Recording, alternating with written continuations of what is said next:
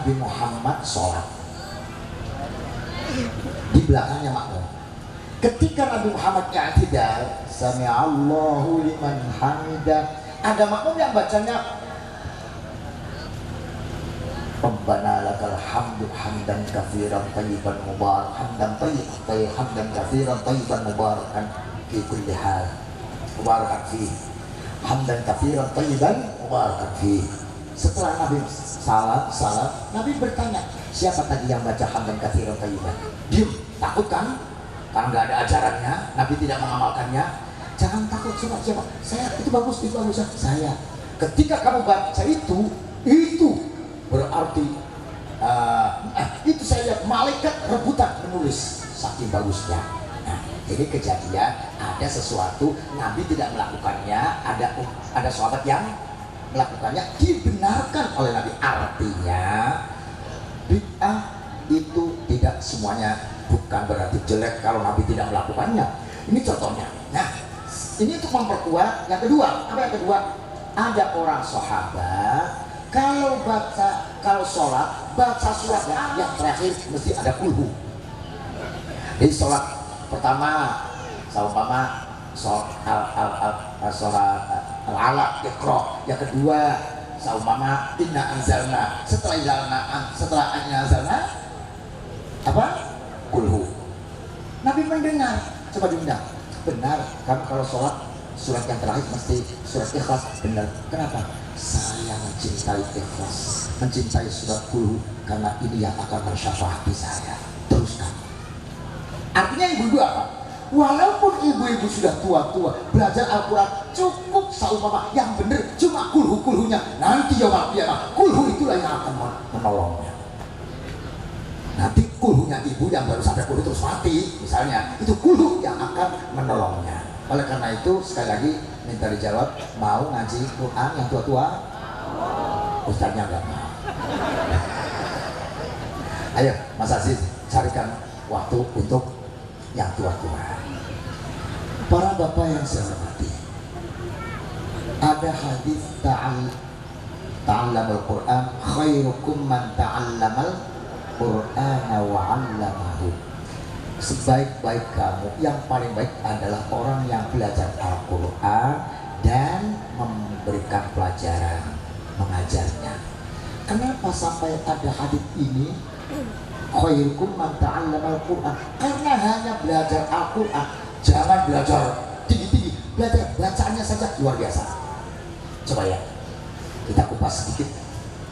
Al-Quran itu luarnya, dalamnya, atasnya, bawahnya, pinggirnya, tengahnya, pojoknya, semuanya ilmu semua. Ilmu semua. Ibu bawa Quran, begitu dibuka ada ilmu, namanya ilmul khat, ilmul kitabah, ilmu kaligrafi. Ilmu kaligrafi itu banyak. Ada 7 mazhab, 7 imam, ada apa namanya, Thulathi, ada Kufi. Orang bagus tulisannya mulia. Saya punya salah satunya bapak saya itu dari Baghdad. Dari mana? Dari Baghdad. Namanya Faftoni, tadinya Saftoni dia diganti. Tulisannya bagus. Dia punya guru juga sampai ketat lagi, namanya Imron Istana. Itu tulisannya bagus. Diundang ke Jakarta, disuruh nulis di masjid kepresidenan, di masjid dituruh nulis. Begitu selesai nulis, nih umroh, nih motor, nih umroh. Cuma bisa, ibu-ibu jawab, cuma bisa nulis. Begitu mulia. Ya Allah, hebat sekali. Tapi ibu tulisannya jangan orang lain, orang sendiri juga bisa bacanya. Gitu. Begitu lihat ada tulisan, dibaca. Ketika dibaca ada ilmu lagi, namanya ilmu qiraat, ilmu tajwidul qiraat, ilmu baca yang benar. Bacanya benar dari kempek. Kempek itu bacaan bi qiraatin muhaqqaqatin fasihatin sahhat biha shalah. Bacaannya muhaqqaqah. Huruf per huruf harus jelas, cepat. Contoh, orang kadang baca begini, A'udzubillahi minasyaitonirrajim. Enggak boleh. A'udzubillah, zalnya tidak muhaqqaq. Jadi harus membuat zal yang jelas. Caranya a'udzu. Jadi ditariknya mulut a'udzu agar dznya itu jelas hurufnya. Paham ya? Nah, itu kempet. Makanya kempet itu Fatihah saja belum tentu pindah 4 bulan. Saking mahalnya. Itu kempet. A'udzu billahi minasyaitonir rajim. Bismillah. Luar biasa. Kempet itu bacaannya Pak. Kadang-kadang kalau diikut sertakan di musabaqah, bukan kadang-kadang, santri kempet ikut musabaqah tilawatil Quran pasti kalah.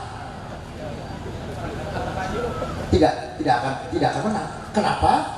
Karena kempet ini menurut hukum hakim khotoknya jari, karena berhenti pada tempat yang tidak boleh berhenti. Contoh, Qul a'udzu birabbin nasi malikin nasi ilahin. Ilah gak boleh berhenti karena idhofah. Kenapa tempat berhenti? Ilaha. Orang bisa tahu makhrajnya. Makhluk itu kan di mana makhluk itu di pucuk bibir. Jadi kalau akan mengetahui di mana makhluknya, coba min makhluknya di mana? Coba dimatikan. Oh berarti min di sini. Ba di mana? Di sini. Waf di mana? Oh di sini. Ha di mana? Di sini. Tidak akan tahu makhluknya kalau tidak berhenti. Maka harus Qul a'udzu birabbin nasi malikin nasi ilah. Oh di sini. Tuh tempat. Silakan saja nggak dapat juara. Orang yang bisa juara juga belum tentu bisa. Nah, ada lagi satu huruf, 2 bacaan, 2 sifat. Huruf ini bisa tebel, bisa tipis. Ilahin nasi min syarr. Apabila berhenti menjadi mufakham. Min syarr. Apabila terus muraqqaq. Min syarr. Dari mana tahunya ada muraqqaq? Kalau berhenti, maka di situ berhenti. Walaupun tidak boleh. Di situ tidak boleh karena idhofah. Nah, siapa lagi? Ayo. Ini tanpa penanggung jawab bacaan kempet. Memang salah. Tapi salah secara nahwiyah salah. Kempet juga luar biasa Nabi.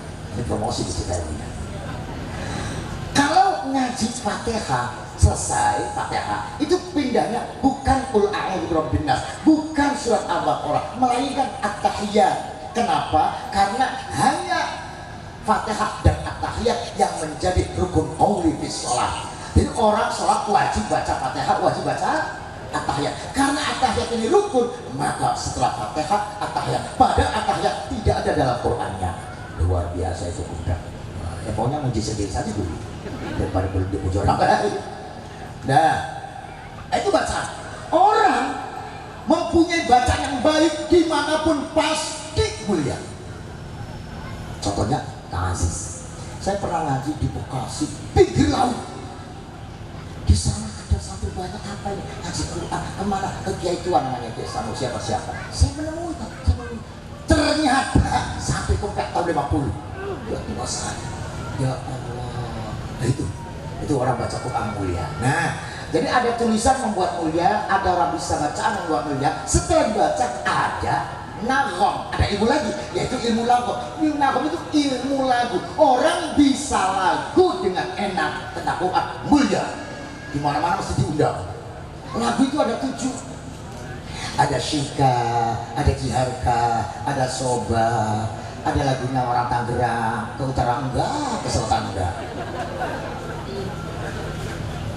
Lagu kan macam-macam ada. Bismillahirrahmanirrahim. Ada lagi. Bismillahirrahmanirrahim. Ada lagi. Bismillahirrahmanirrahim. Banyak kan? Dah 3 second cukup. Itu orang pintar lagu saja muter se-Indonesia. kaya raya, rumahnya banyak, mobilnya banyak, hanya bawa apa? Bawa lagu seperti nggak usah disebut. Baik. Nah, tulisan bacaan lagu ini sudah membuat mulia. Ini ada ilmunya. Begitu masuk apa? Jangan masuk ke tengah, pikir dulu, mengenal ayat. Ayat ternyata macam-macam. Ada ayat madaniyah, makkiyah, ada ayat madaniyah. Ada ayat diturunkan sebelum hijrah, ada ayat setelah hijrah. Kalau sebelum hijrah namanya makkiyah. Ada makkiyah, ada madaniyah. Ada lailiyah, ada nahariyah. Ada hadariyah, ada safariyah. Ada nasikho, ada mansukho. Ada muqaddamah, ada muakhirah. Mujmalah, mufassalah, mutlaqah, muqayyadah. Macam-macam itu ayat.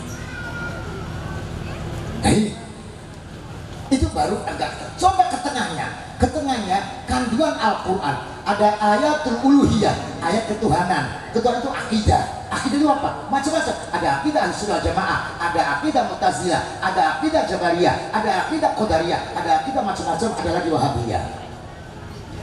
Nah itu. Ada lagi ayatul ma'ad, ayat akhirat. Di dalamnya ayat menerangkan kalau ayatul akhir apa? Wa ilahukum ilahu wahid, ketuhanan. Ada lagi ayatul akhir menerangkan surga, neraka, siratal mustaqim, bidadari. Itu namanya ayatul akhirat. Ada lagi ayatul kaun, ayat natur, ayat alam, wasyamsi, dengan matahari, wal laili. Ada lagi ayatul qasas, ayat cerita Nabi Nuh, Iblis, Qarun, Fir'aun, Musa,